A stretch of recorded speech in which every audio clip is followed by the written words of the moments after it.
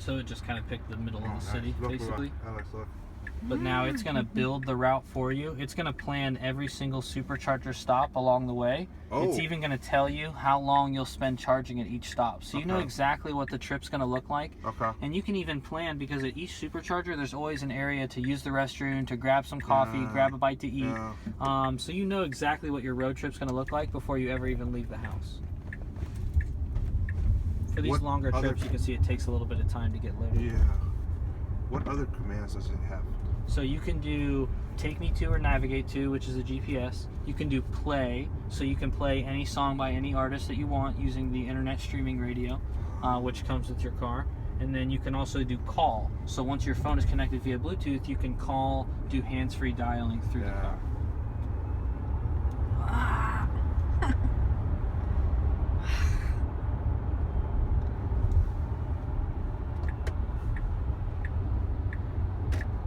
If you'd like to activate autopilot, you can just pull it twice towards you. Yep. And you can see it kind of centers you back into the lane, and then it takes right over.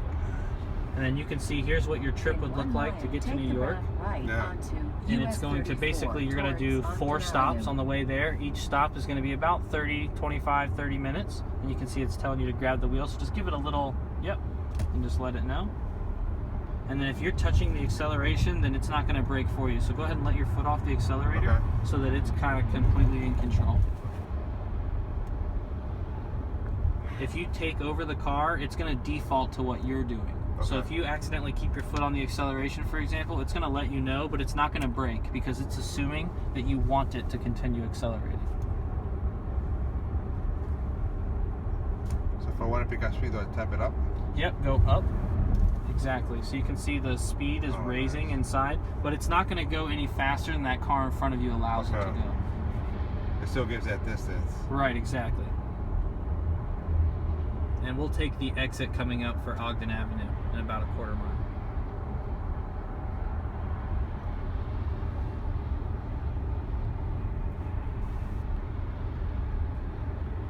So is Elon Musk your idol? Yeah, actually I read Elon's biography long before I worked for the company. I had a Model 3 reservation down long before I worked for the company. So, right here, right? Yep, exactly. So you just tap the brake and you'll take over, and then you're back in control. It's just like regular driving at that point. Yeah, I definitely think it takes somebody like Elon to get an idea like this into the mainstream. And I kind of admire him for having thoughts that normal people just don't. I think that's the best way to describe it, honestly. And you're getting a Model 3 then? Yeah. Yeah, so I'm planning on getting a Model 3.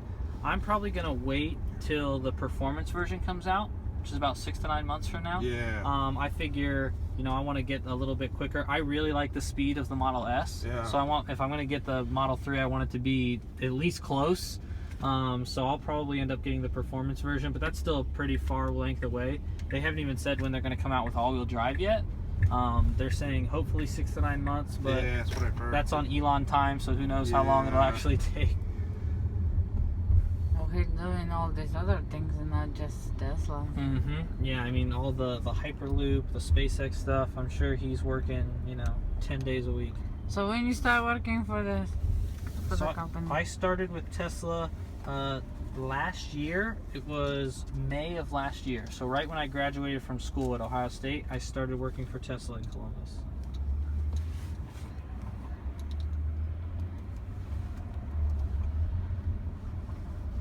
I was thinking about applying to work for Tesla.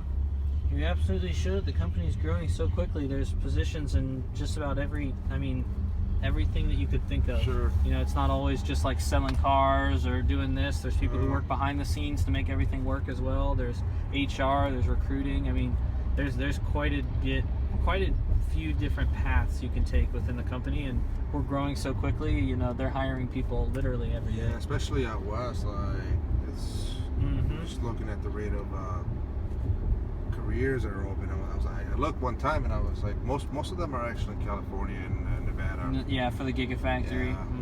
Yeah, I mean that's where we're gonna need the most increase in manpower. My cousin works for Tesla actually. Yeah, where at? He works at the Fremont. At the factory? Yeah, factory. Oh, that's awesome. He makes the where they make the battery cells. Yeah, that's pretty cool.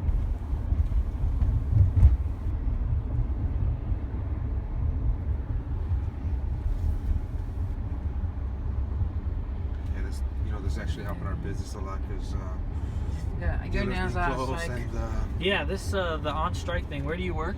National Tire Battery. Oh, okay, So yeah. we're not union, and Right.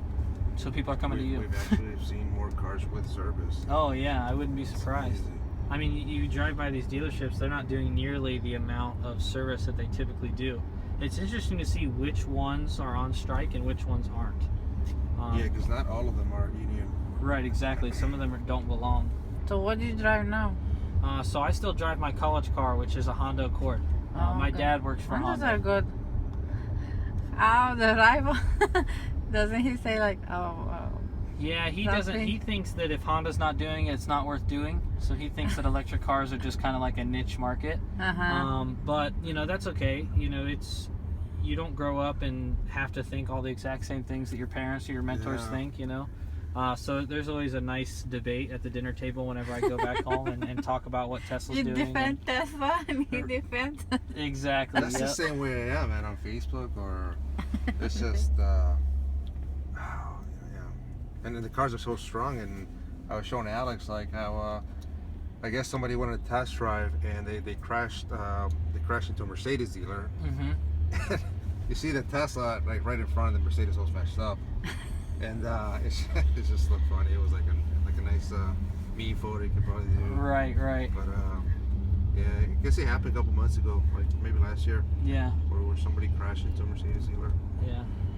Yeah, it's interesting. I mean, there's always those people who are really ready to accept change. They want to see new things. They want to see the development of electric technology. And then there's always going to be those who are like, just invested in the status quo. Sure. You know, they're like, yeah, nope, it's never going to work. You know, you're never going to have as many gas stations. It's never going to be as affordable as gas. Like, it's just the naysayers. And it takes people like Elon, people like us to help kind of blaze that trail and show people the benefits of driving electric. GM had the chance like back in the late 90s with the EV1 and yeah, yeah, but they weren't willing to take the risk to prove the market, and so Tesla kind of did that. And most people didn't think that Tesla was going to succeed, but now that we've kind of turned that corner, now everybody's got an EV, kind of mass market EV, because they see that there's a market there for it.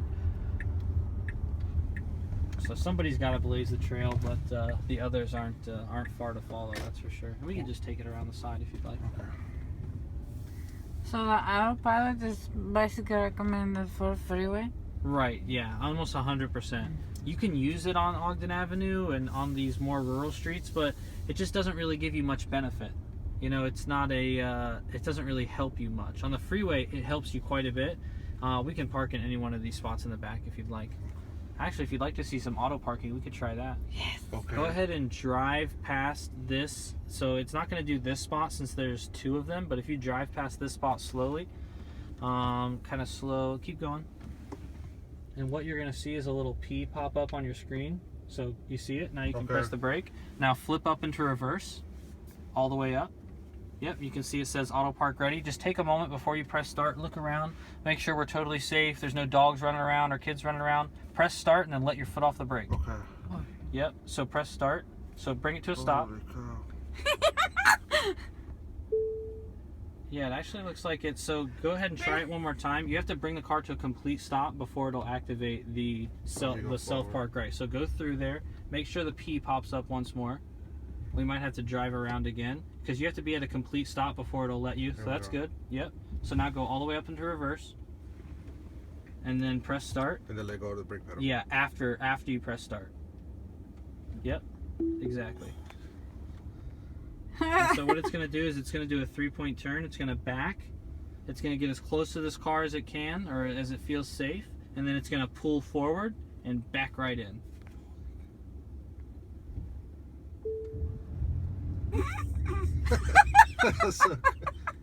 So this is part of gets excited about this. And this is part of that autopilot technology. So you do have to pay for the enhanced autopilot software in order to have the self-parking features.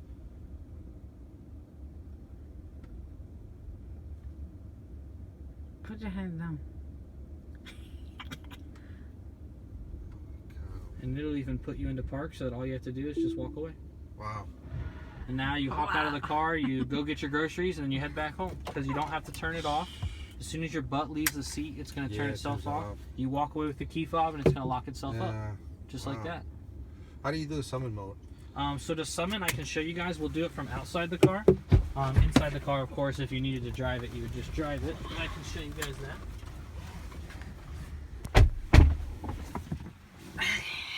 Open this video.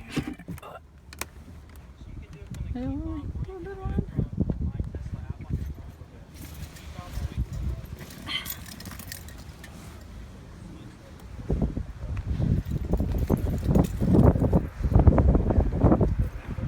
and all of the sensors are still active, so it's not like it's going to just drive in the car behind you. It will stop if it sees something in the way. So we'll go ahead and try it here.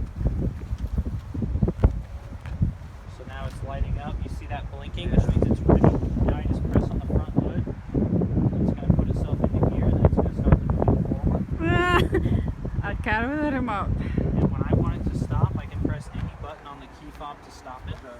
So like, what it would do is it would go pretty much all the way up into these cars, and then it would stop by itself. So let's say, okay, it's in the garage now. I can just stop it by pressing on top like that, and that parks it.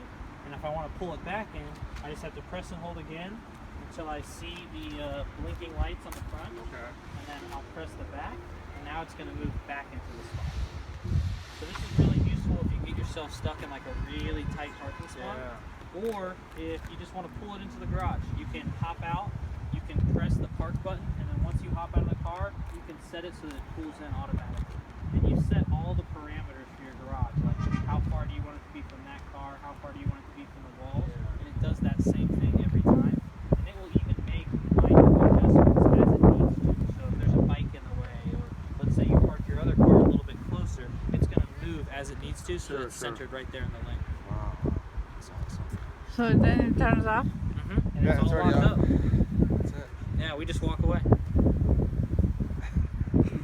Okay. What we'll do now, You don't guys, have is Model we'll, 3s here? Not yet, no. Nah. What we'll do is we'll sit down, we'll kind of build out a car, see what the pricing is like, get an idea of the colors and options that you guys want to Model X. that we have for the Toyota, and we'll go over that together. I'm coming.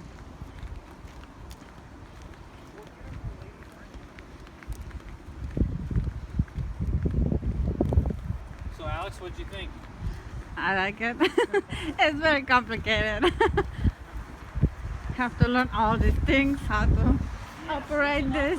But honestly, you spend so much time in your car, every day you get a little bit more familiar. After a week or two, you're going to have a lot of the easy stuff down. A few months in, you'll feel like you're a Tesla expert. And our Prius here.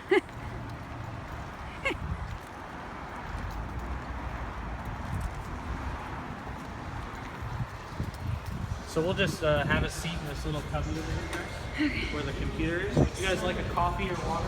Water.